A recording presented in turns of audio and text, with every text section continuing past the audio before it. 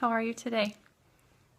I'm Elizabeth Willett, Senior Fertility Herbalist with the Natural Fertility Company. We are the naturalfertilityshop.com and naturalfertilityinfo.com. I welcome all of you who are joining, and thank you to all replay viewers for being here as well. I'm holding my phone today. I'm going to try and keep it really steady. I want to revisit my talk about xenohormones, in particular the talk about skin health, makeup and skincare. I realized that I breezed over that last week, and I wanted to touch base a little bit more on that, give a little bit more information, and guide you through the Environmental Working Group website if you're interested. I don't know if any of you have gotten there. That's EWG.org. We briefly touched on it last week.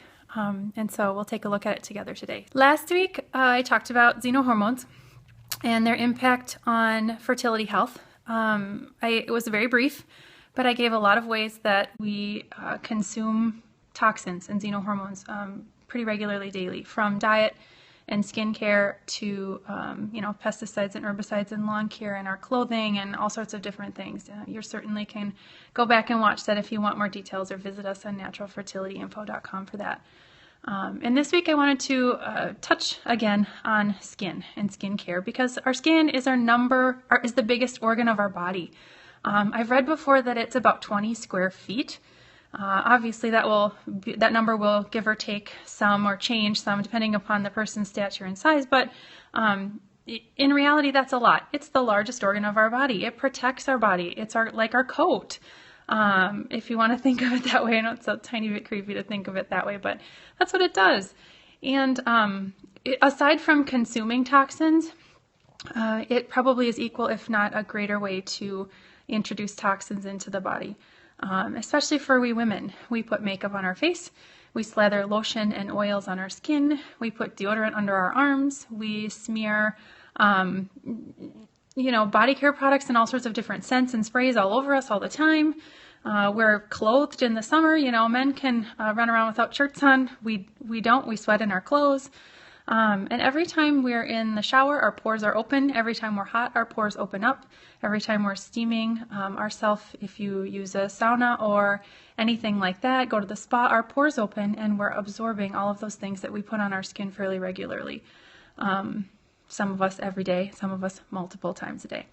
So it's important to think about those products you're putting on your skin, especially if you're battling infertility and a hormonal imbalance. Could the things that you use on a regular basis on your skin topically be contributing to that hormonal imbalance?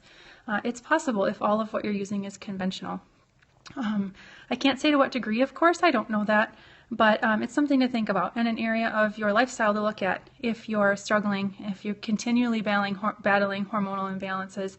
If you're making all these other changes and it doesn't seem like they're working as well as they should be, you could consider looking at your lifestyle products: body care, skin care, makeup, perfume, deodorant, all of those things.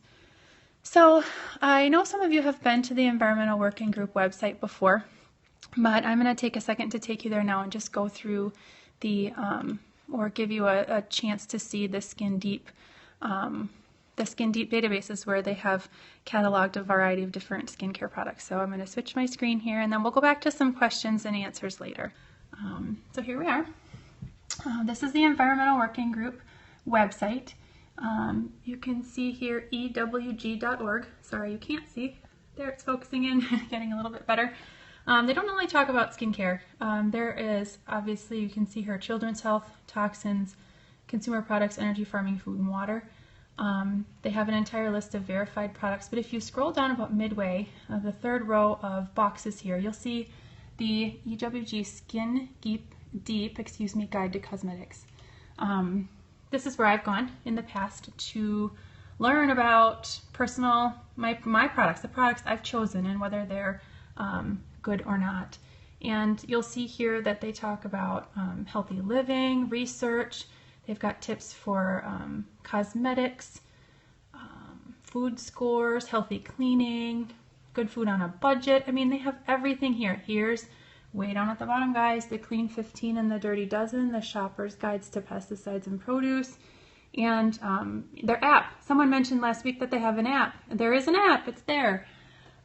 So anyway, you can go here and do your own research, But you'll see as of today, they've got 68,620 products cataloged, and they've verified 942 of them.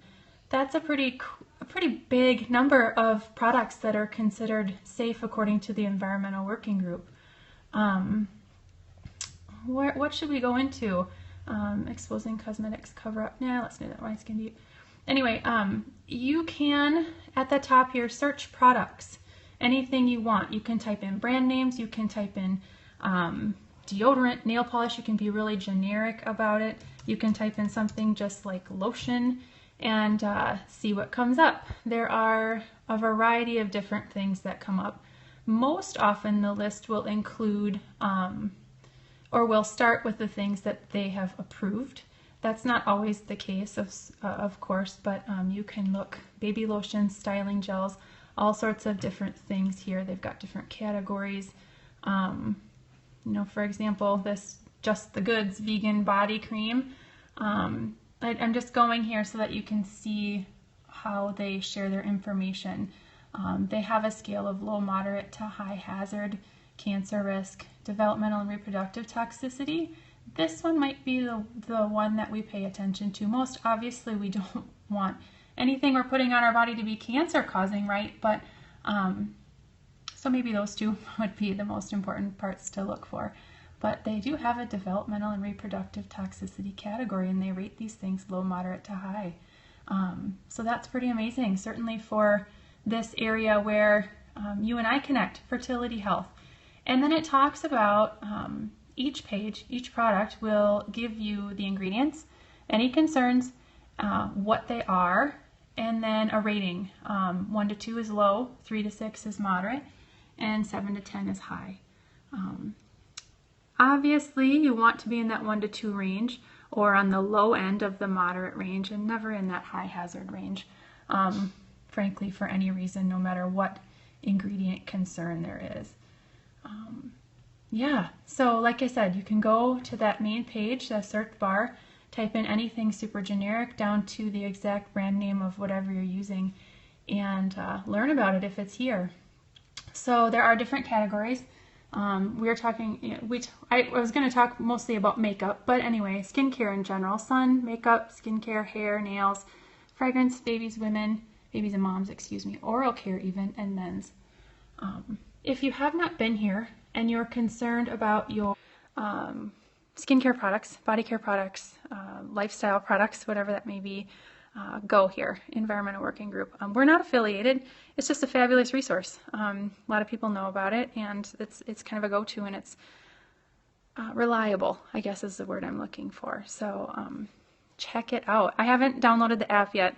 I've got a few games on my phone, and if I download too much more, I'm going to max it out, so I've got to work on some storage space. But anyway, it'd be fun to have the app available, especially when you're walking through the store and looking at different products and wondering, I wonder what that ingredient is, or wonder if that would be good for me or not. If you're battling infertility, made all these changes, haven't quite wanted to address your body care products and your makeup, your nail care, your skin care, all of that, laundry soap, perfume, you have this beautiful, wonderful scent you've loved for years and you don't want to give it up, might be time now to consider making some changes, and a great resource for that is the Environmental Working Group website. We also have information on naturalfertilityinfo.com. I'm happy to give you anything that I can give you if you reach out to me as an herbalist.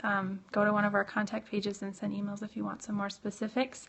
And happy hunting for natural healthcare products and body care and makeup too. There are a lot out there.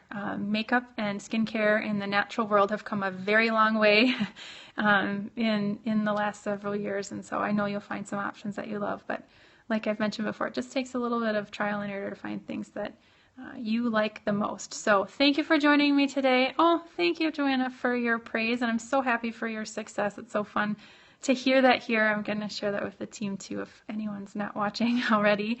And I'll come back next week with something a little bit more in depth perhaps, and even more educational. Obviously, that's what we're here to do. So enjoy the rest of your week. Have a happy long weekend if you're in a place where you get Memorial Day off, and we'll see you next week. All right, bye.